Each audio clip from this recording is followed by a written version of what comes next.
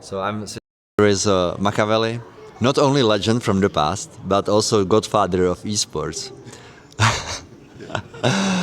He's such a champion. He actually arrived back, joining the pros in the Quake Champions tournament this year. How does it feel to play on that level again after a while? It was good to feel it. Good to feel the beating I got from like especially from Saigib. He laid it on me good, but as he should. I had a lot of fun. All the guys are great. You know that's why I competed again. It's just fun to play and connect with everybody. So everybody got a good. Seems like people got enjoyment out of taking my scalp. Many times so far on land, but I had some fun. Won a few, lost a few. You know, it was great. I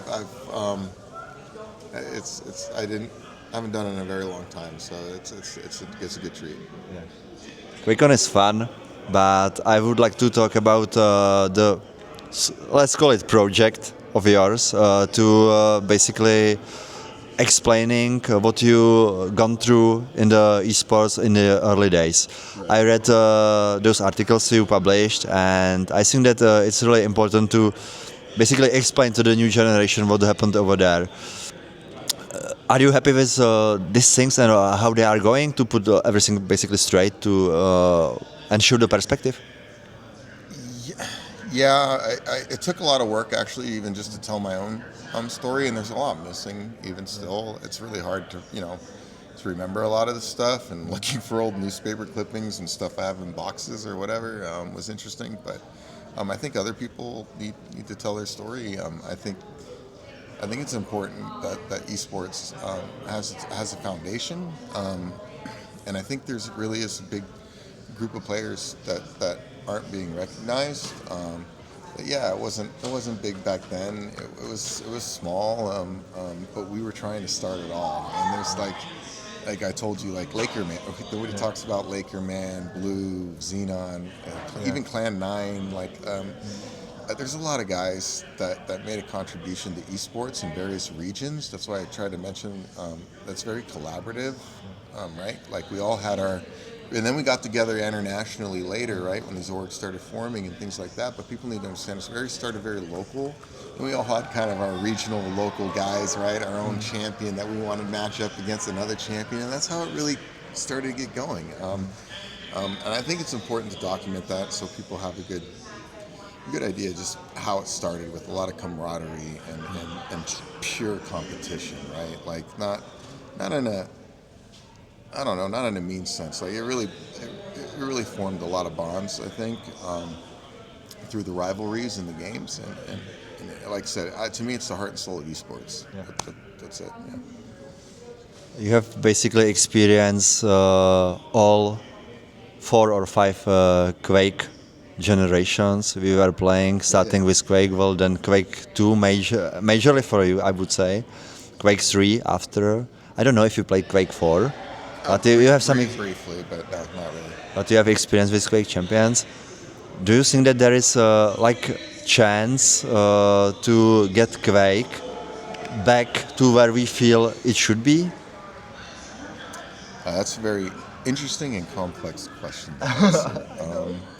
Unfortunately, I have to shed some of my own bias here. Like, I love Duel, and I understand the mental aspect. I mean, I know all you purists out there who played Quake a long time, you know what I'm talking about. The mental in Quake Duel is very understated, I think, in esports. It's a lot of layers to that game, that's for sure. But it's very difficult to learn. It's very punishing to learn. It's not, let's be honest, folks, it's just not fun to lose by that much, right? You step up in tier, you go from 0 to hero really fast. And it just doesn't keep people engaged. So there needs to be some kind of hook here to keep an audience. So I don't know what needs to happen with Quake Champions. I felt, they're trying to innovate, which is good, whether people agree or disagree. But there needs to be some innovation here to bring in an audience while keeping some of the core aspects of Quake, right? Keep the rocket launcher, keep the weapons, and and maybe you can work in some different elements like the champions. And I don't know. I've always thought, how do we make it a battle royale? You know, some people are like blasphemy. You know, you can't make Quake a battle royale. But maybe there's a way to incorporate it to where it'll be fun for people to play and not feel like they're just getting punished 30-0. You know, because they're trying to learn, which is it's back then. We had it was a captured audience. There was Quake and there wasn't much else, right? And that's the truth. So people need to recognize the modern environment. I think we need to adjust. So basically, that battle royale would be, let's say, combination of Clan Arena and FFA, sort of. I don't know. Maybe you pick up items and there's armor and there's health. You can recover as a team. Maybe you add the finals aspect where you can destroy buildings and things.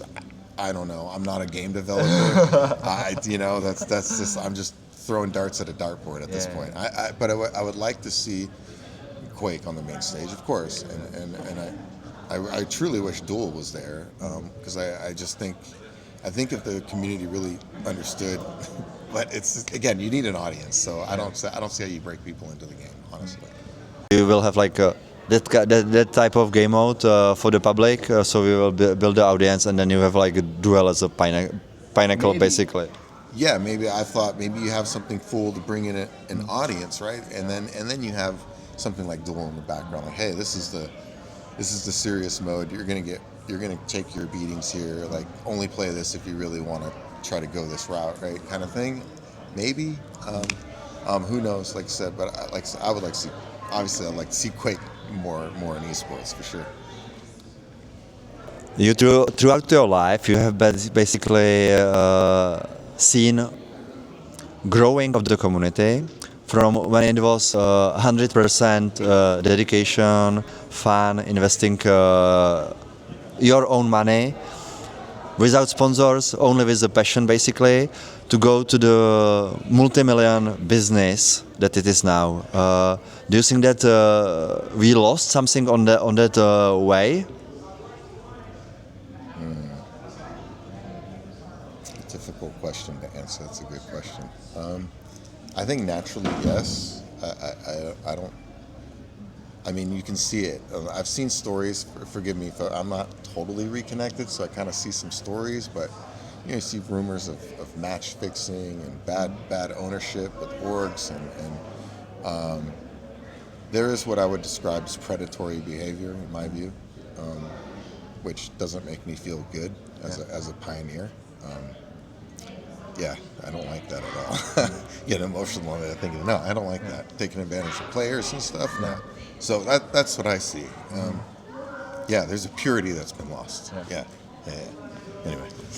I'm sorry to put you into under those tough questions, because I feel that we lost sense of going to the events just for that pure fun and experience, and something you will basically cherish for your life, because the money means a lot right now to the players that are in the community.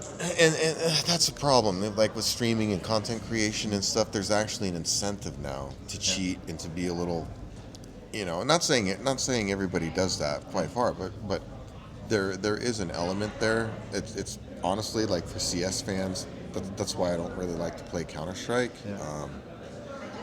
I would play Premier, and I would try to grind the rank a little bit, but I don't like having that. It's actually funny, I was talking about some friends earlier. I don't like having to ask the question. So if you hit something like insane, right? Like, everybody knows what I'm talking about here. I shouldn't have to even ask, like, was that sus or not sus? Yeah. I shouldn't have to go through that mental exercise. To me, that's just, it's like, really? Like, and so much of it, because everybody wants to go pro, and everybody wants to be a content creator, and it's like, man, it's just, that's not what it's about, dude, at all. It's about the competition, and there's I guess maybe some honesty has been lost too. There's a lot of cheating now; it's prevalent. It's just, it is what it is, man. Times have changed. Like, that's why when we talk about it, we say we lived through a magical time, because it'll never be like that again. It won't. It was very new. Communities were very tight knit. Like, you can just, it was just different. And the technology's gotten better with the cheating and everything. Man, some of these cheats, these guys are just, what are you gonna do? What are you gonna do? Yeah. Okay, Victor, thank you very much for your time, and I'm really happy to see you after what maybe 2 years. I don't know if you were here last I've year, been, yeah, I was here last year. but for this chance to talk with you, I'm really hope that that project. I'm sorry to call it project, but for me it's like that it will come to fruition. That we will see more stories from the roots of gaming that are, if you want it or no, connected to the Quake. There is StarCraft branch of the story as well, mostly connected to Korea. Counter-Strike have their stories as well, but with a lot of persons that dedicated their time, tears, sweat, and blood to grow this community. But, looking back at first, now as a more experienced, I'm obviously middle aged. I was like, I gave years of my life to this industry. I gave up my youth, 18 to like 21. I gave, I gave the most important thing you could give is time, and dedication. Yeah. So, and I don't regret it. I don't regret it at all. But I hope the newer people can really connect with the past and realize that, yeah, man, you're carrying the torch now, and it's important for you to be a steward of esports. I said it in the Thorn interview. The job isn't done. The mission is not done, folks. Like, that's all.